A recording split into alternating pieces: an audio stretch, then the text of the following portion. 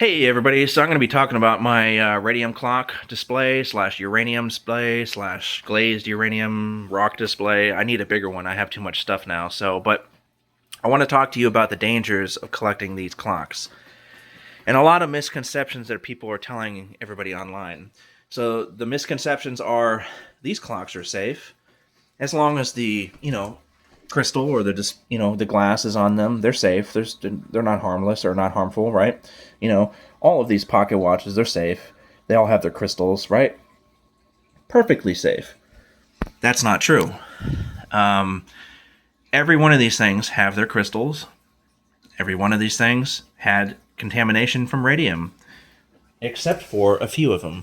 And I want to show you guys what I'm talking about. So this is a FS Hunter Mini. If it'll focus. FS Hunter Mini. It is a 365 nanometer flashlight. The reason why I got this is because it's handmade up in Michigan. It will display these Uperlite rocks. I actually found these on the beach at nighttime with this display. I walked into the water in the waves and I found these rocks there.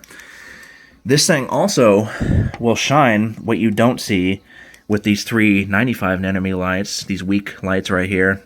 You don't see any particles, do you? Well, now you do. Do you see all of that contamination inside that clock?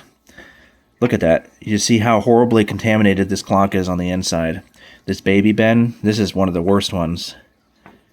You see, it's all inside of that clock. This one is pretty bad too. That's the reason why this one is inside of a jar. This one actually, those large flakes are actually all over the outside of the back of this clock. There's just no way for me to clean that, me to be comfortable cleaning it, so I put it into this jar and sealed it on top. This is a German clock. It is contaminated as well. You see that? It's not too bad, but it is there.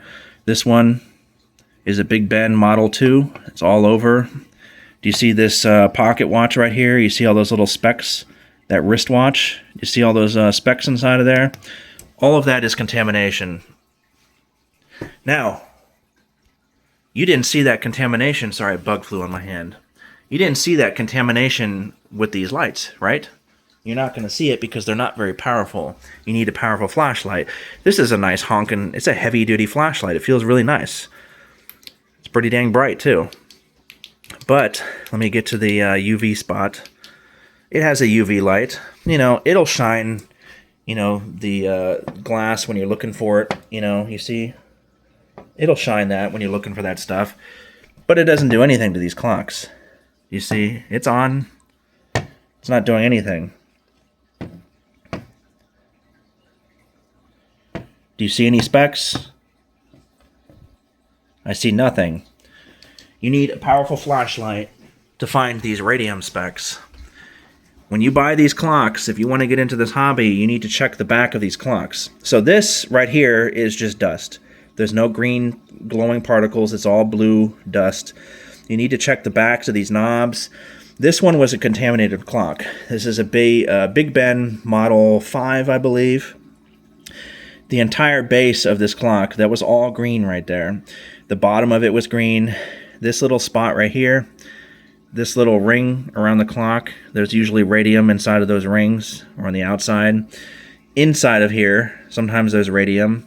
There's radium on these knobs. I had to wipe and wash this clock down. You see that little P right there for pull? That's radium. So there is still some contamination on this clock. See what I'm talking about?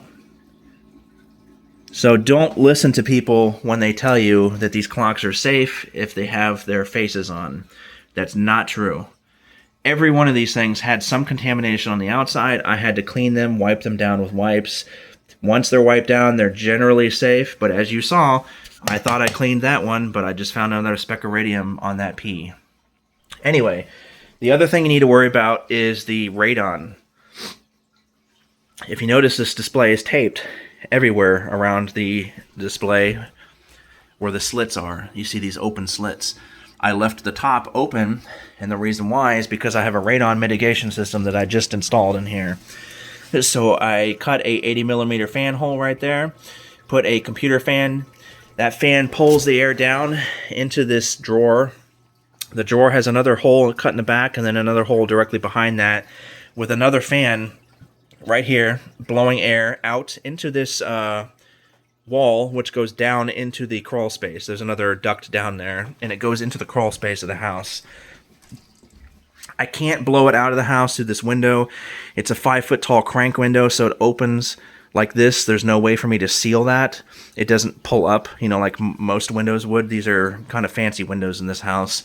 So I left this slit open. I left this one open.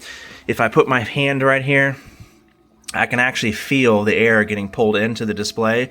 If I put my ear up against it, I can hear the air whooshing into the display, which means the display has negative air pressure. So negative air pressure means there's no way for radon to escape this display anymore.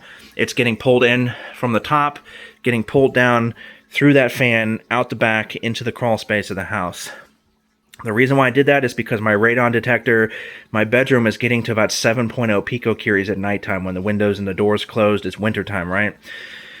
Inside the display, it's getting to over 10, almost 11 picocuries now. So with all of these clocks and watches, the radon is just getting too high. I don't want to be breathing in 7.0 picocuries every night. I know there's a guy online, Radioactive Drew, who is a little crazy. He goes into these mine shafts without any kind of respirators, breathing in the daughter particles of radon.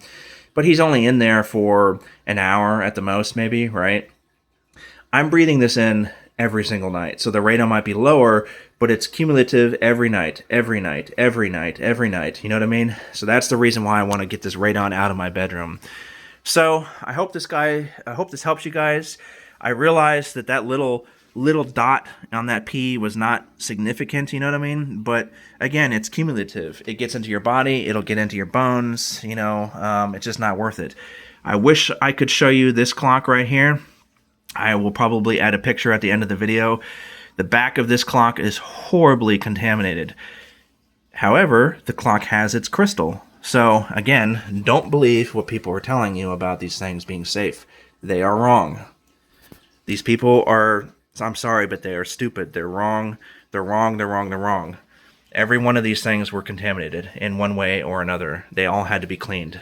So, yeah. When you clean them, wear gloves, wear a respirator, clean them outside. Don't clean them in your bathroom. I actually clean them in my mud sink in my garage because it's out there in the garage, in the barn. It's a 100-year-old barn. I could care less about that. But don't clean them in your house. Clean them outside somewhere.